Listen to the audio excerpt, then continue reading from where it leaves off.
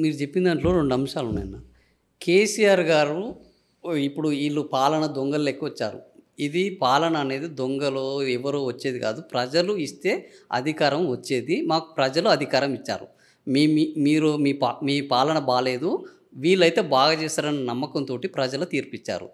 BRS వాళ్ళు ఓడిపోయినా కూడా ప్రజా తీర్పుని ప్రతిసారి అవహేళన చేస్తున్నారు అనేది ఒకటి. రెండోది మీరు చెప్పిన దాంట్లో మేము ఆస్తులను సృష్టించాము అని చెప్తున్నారు.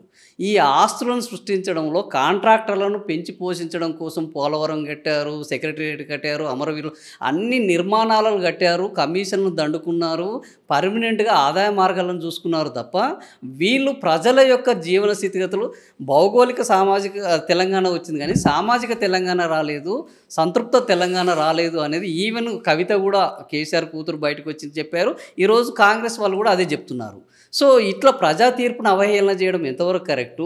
ఆస్తులను సృష్టించాము అని చెప్పి మీరు చేసిన కార్యక్రమాలన్నీ మసిపూసి మారేడికాయ చేసి మాట్లాడుతున్నారు అని అంటున్నారు. మాట్లాడటం కాదు కదా, మనం మాట్లాడటం కాదు కదా అని మీకు చెప్పింది. నేను మీకు లెక్కలు చెప్పిన 60,000 నుంచి 2.5 లక్షల కోట్లకు తీసుకొచ్చాం ఒక రాష్ట్ర ప్రభుత్వం యొక్క ఆదాయం. భారతదేశంలో ఏ రాష్ట్రం పెరగలేదు. మేము 2014లో గుజరాత్ ఎంత ఉందో చూడు, ఇవాళ ఎంత ఉందో చూడు.